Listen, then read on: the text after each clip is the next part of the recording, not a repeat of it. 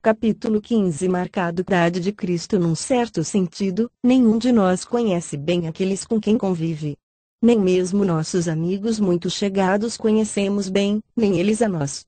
Para conhecermos bem uma pessoa precisaríamos saber todas as influências que recebeu da hereditariedade ou do meio ambiente, bem como todas as decisões que já tomou, e que fizeram dela o que é no presente. Contudo, embora não possamos conhecer profundamente uns aos outros, uma tarefa das mais gratificantes seria procurar traçar os rumos da vida de um homem, principalmente se pudéssemos identificar as grandes forças propulsoras que o motivaram. Como seríamos abençoados se pudéssemos receber, por exemplo, o mesmo impulso de vida cristã que Paulo possuía, e compreender com maior clareza os significados ocultos de sua afirmação: eu trago no corpo as marcas de Jesus. GL 6:17. Um fato está bem claro aí: trata-se do reconhecimento de que Cristo é seu dono. Ele pertencia ao Senhor Jesus Cristo, de corpo, alma e espírito. Ele fora marcado como propriedade de Cristo. Quando afirmou que trazia no corpo as 5 chagas do Senhor, não estava querendo dizer, como diria depois São Francisco de Assis, em 1222, que tinha os estigmas. Ele não se referia a uma imitação exterior, mas a uma identificação espiritual, que se obtém pela crucificação interior. Ele fora crucificado com Cristo, GL 2:19. E as marcas da crucificação interior de Paulo eram bem visíveis. Em primeiro lugar, ele tinha a marca da dedicação total a uma tarefa. Se for verdade o que diz a tradição, isto é, que Paulo tinha apenas 1,37 metros de altura, então foi o maior anão que já existiu. Ele superou em ritmo de vida, em oração e em fervor espiritual a todos os seus contemporâneos. Seu lema era: uma coisa faço. Mostrava-se completamente indiferente a tudo que os outros homens glorificavam. Calvino também foi muito criticado porque ficava o dia inteiro sentado preparando sua obra Institutos, e não utilizou sua inspirada pena para dizer nada sobre as glórias dos Alpes. Também Pascal recebeu críticas amargas por ter afirmado que não via nenhuma paisagem que fosse mais merecedora de contemplação do que a alma imortal do homem. E assim também alguém poderia censurar o apóstolo Paulo por não haver dito nada sobre a arte grega ou a majestade do Panteão. É que ele só tinha olhos para o que é espiritual. Após a disputa que teve no Areópago, expôs abertamente o seu desprezo pela sabedoria deste mundo, e dia a dia resistia à tentação de querer superar os sábios, ou de querer filosofar mais que eles. Sua missão não era defender um ponto de vista, mas derrotar as legiões do inferno. Houve um momento, provavelmente durante sua estada na Arábia, em que a personalidade dele mudou totalmente. Depois disso, nunca poderia ser taxado de apóstata. Achava-se por demais empenhado em prosseguir para o alvo. É bem provável que, se hoje ele ouvisse aquele hino tão apreciado entre nós: Senhor, sei que tenho forte tendência para me desviar de ti, ficaria profundamente aborrecido. E o fato de não ser benquisto, nem bem acolhido, nem ter um patrão a sustentá-lo não o incomodava em nada. Seguia sempre em frente, cego para todas as honrarias da terra, surdo a todas as tentações para gozar o lazer, imune ao fascínio das glórias terrenas. Outra marca que Paulo trazia em si era da humildade. As traças nunca poderiam corroer esse manto que Deus lhe dera. Nunca utilizava a humildade para buscar o louvor dos homens. Ao contrário, colocava-se sempre no primeiro lugar na lista de pecadores, quando nós o teríamos posto em último. Um velho teólogo galês disse que, se alguém sabe grego, hebraico e latim, não deve colocá-los no mesmo lugar em que Pilatos os colocou, isto é, na cabeça de Cristo, mas, sim, aos pés dele. Mas o que para mim era lucro, isto considerei perda por causa de Cristo, afirma Paulo. Que paz de espírito a humildade nos proporciona, que gozo é saber que não temos nada a perder. Como Paulo não tinha uma alta opinião acerca de si mesmo, não temia sofrer uma queda. Ele poderia ter se pavoneado com os belos mantos de um reitor de universidade hebraica, mas brilhou muito mais usando as vestes de um espírito humilde e tranquilo. Paulo foi marcado também pelo sofrimento.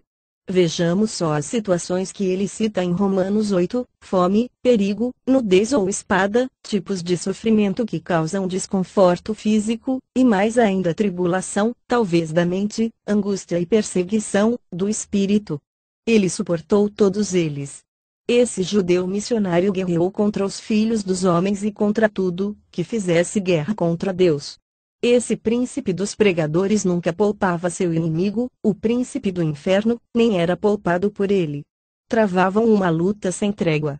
Vamos olhar Paulo de perto, o seu rosto magro, seu corpo coberto de cicatrizes, a figura encurvada de um homem castigado pela fome, quebrantado pelos jejuns e pelas chicotadas, seu corpo mirrado, brutalmente apedrejado em Listra, passando fome em muitos outros lugares, e sua pele ressequida e rachada depois de 36 horas exposto às intempéries no Mediterrâneo.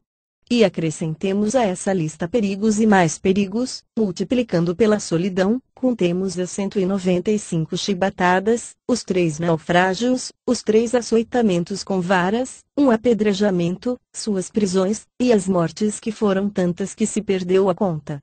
Contudo, se pudéssemos somar tudo isso, teríamos que obter como resultado um zero, pois era assim que ele considerava essas coisas. Ouçamos o que ele diz, porque a nossa leve e momentânea tribulação. Isso é que é menosprezar o sofrimento. Ademais, Paulo tinha a marca do fervor. Para que uma pessoa invoque o testemunho do Espírito Santo a fim de atestar o que diz, é preciso que esteja vivendo perfeitamente no centro da vontade de Deus e caminhando na corda bamba da obediência. Paulo faz isso em Romanos, capítulo 9, verso 1. Ah, se todos os pregadores de hoje pudessem demonstrar pelo menos uma centelha dessa maravilhosa chama! Açoites não puderam apagar o fogo que ardia nele, jejuns e fomes também não puderam extingui-lo, incompreensões e mentiras não puderam abafá-lo, nem as águas poderiam apagá-lo, nem prisões poderiam dobrá-lo, nem perigos detê-lo. Ele continuou a arder, até que a vida se esvaiu de seu corpo. O Cristo vivo, que habitava no interior de Paulo, GL 2:20, e que se manifestava em seu fervor, era ao só tempo alarmante para o inferno, o capital necessário para a expansão da igreja, e motivo de alegria para o coração do Salvador, que, vendo o fruto do penoso trabalho de sua alma, ficou satisfeito. Paulo era marcado pelo amor. Quando ele estava se tornado adulto em Cristo, cultivou também a capacidade de amar. Somente aquele que atinge a maturidade conhece realmente o amor. E como ele amava. Em primeiro lugar, e acima de tudo, Paulo amava o Senhor. Depois, amava o próximo, os inimigos, as adversidades que enfrentou e até a angústia da alma. E deve ter amado muito esta última, se não teria se dedicado menos à oração. E seu amor o levava a buscar os perdidos, os menores, os mais ínfimos. Que amor imenso! Ele amou as sinagogas com os tradicionalistas religiosos, o Areópago com seus intelectuais, os mercados e ruas com seus pródigos, e a todos desejou ganhar para seu Senhor. O amor era como um poderosíssimo dínamo impulsionando-o a realizar grandes coisas para Deus. Não existem muitas pessoas que se comparem a ele na oração. É possível que McCheyne, Bonnie Fletcher e o grande David Brainerd e alguns outros tenham conhecido um pouco dessa arte que domina alma e corpo, que é a obra da intercessão motivada pelo amor.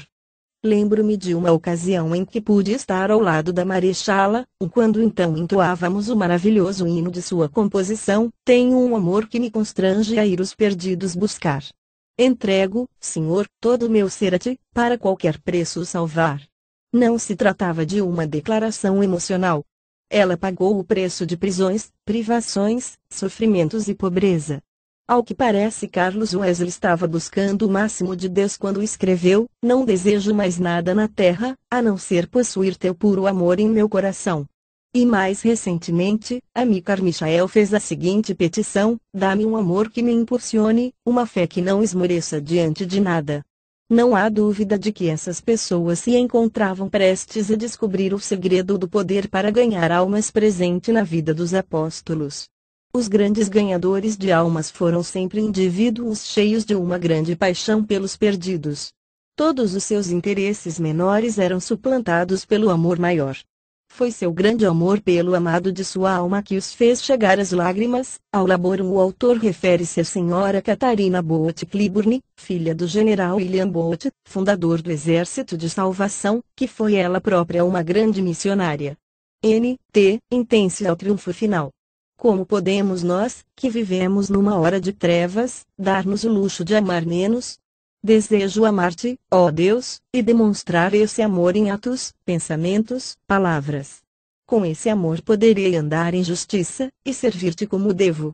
O amor torna mais leve as tribulações, e suaviza as dificuldades.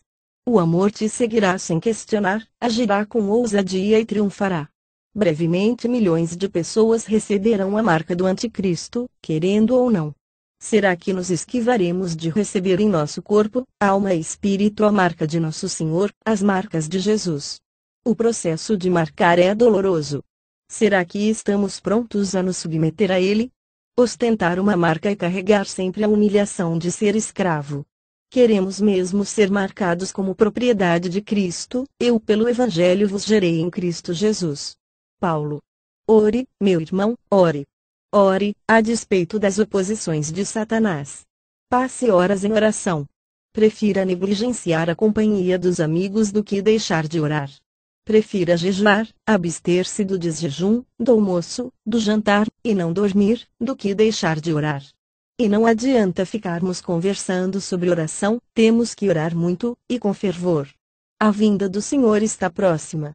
E ele virá despercebidamente, quando as virgens estiverem dormindo. Andreu Bonar. Foram precisos 7 anos de trabalho, para que Carey conseguisse batizar o primeiro convertido na Índia. Para que Judson conquistasse o primeiro discípulo na Birmânia. Para que Morrison levasse a Cristo o primeiro chinês. Para que Moffat visse as primeiras evidências da operação do Espírito Santo no local onde trabalhava, na África. Para que Henry Richards ganhasse o primeiro convertido em Banza-Manteca. A. J. Gordon. A oração é o sangue da alma. George Herbert.